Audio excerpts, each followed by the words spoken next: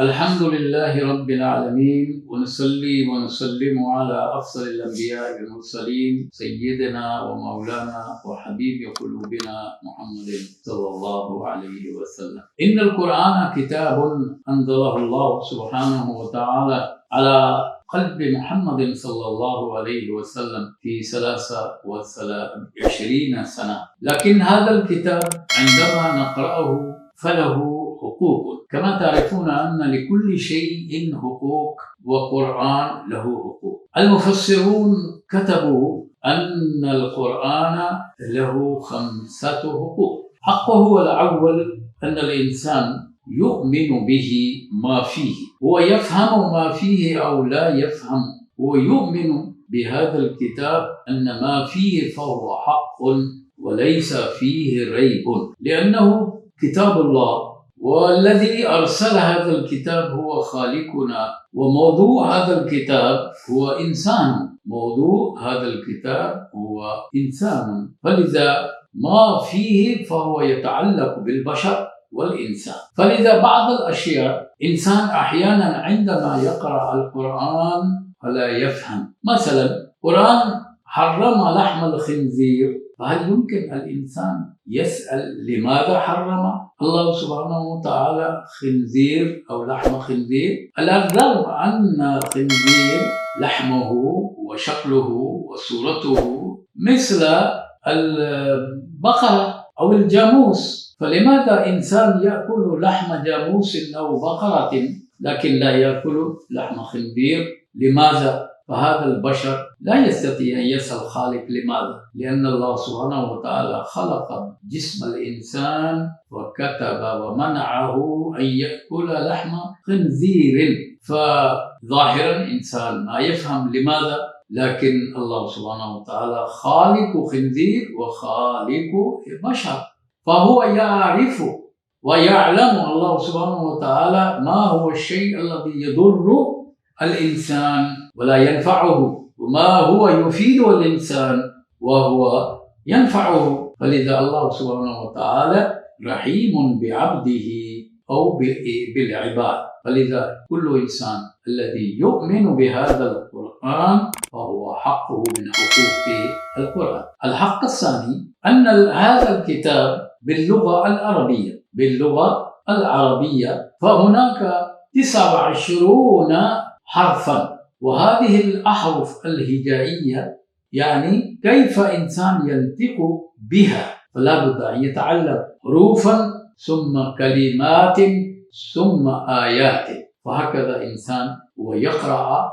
هذا القرآن بصوت جميل، بلهجة جميلة، بلحن جميل. فلذا هناك 4 أصول أو القواعد التي أنا وضعتها في فيديو، فلو تسمعون ستجدون كيف إنسان يستطيع أو يقرأ القرآن صحيحا. طبعا إنسان لا يستطيع أن يتعلم أو يسمع مثل القراء المعروفين عبد الباسط، عبد الصمد، أو المنشاوي، أو خليل محمود الحصري، لكن على الأقل هو يقرأ صحيحا ويقرأ بالترتيب. فهذه 4 قواعد أنا بينتها في فيديو آخر، كيف تقرأ القرآن صحيحا. إذا تسمعون تجدون فيها هذه القواعد 4. أما حق القرآن من حقوقها الثاني وهو أنه يقرأ القرآن صحيحا. الحق الثالث وهو أن الإنسان الذي هو من العرب أو من غير العرب عليه أن يفهم الكلمات ومعانيها، ويفهم بلاغتها، ويفهم هذا الكلمات والآيات والفلسفة التي بينها الله سبحانه وتعالى في هذا الكتاب، لأن القرآن كتاب خالق ليس كتاب بشر. وهكذا إنسان يتعلم يعرف معنى. مثلا حتى الصحابة أيضا سألوا بعض الكلمات ومعانيها. عمر رضي الله عنه سأل أبي بن كعب: يا أبي، ما معنى وفاكهة وأبا؟ فاكهة نحن هو قال عمر بن الخطاب نحن نعرف فاكهة نحن نأكل، لكن ما هو أبى فهو شرع له ما هو الأبى، يعني المرعى الذي يزرعه الإنسان أو لا يزرعه إنسان فهو يسمى أبى للحيوانات. الغذاء للحيوانات فهو يسمى أبى مرعى.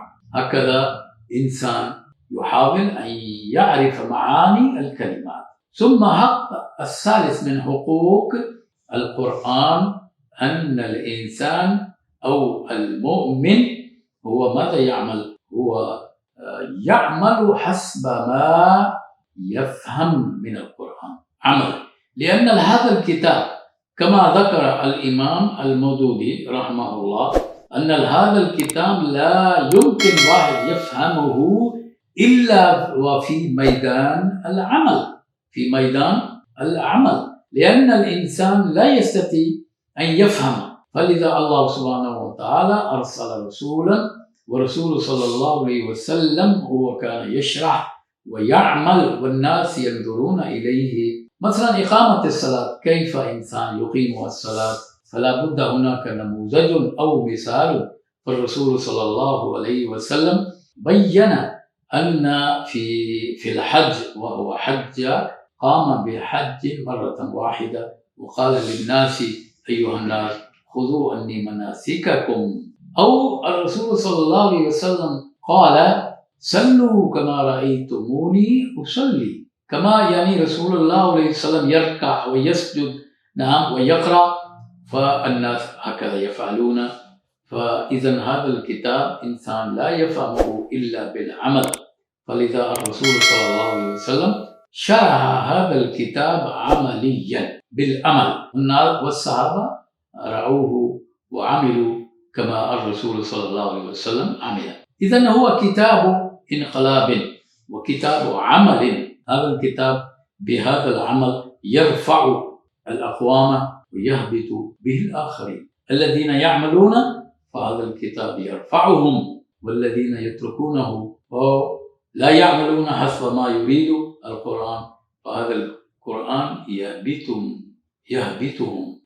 هكذا من حقوق القرآن أن الإنسان يعمل عملا. دون عمل هذا الكتاب لا يفهمه أحد، ولو من المحققين يجلسون في المكتبات ويفتحون الكتب وكتب اللغات وهكذا ويريد أن يشرح، فشرحه غير كامل إلا الشرح بالعمل.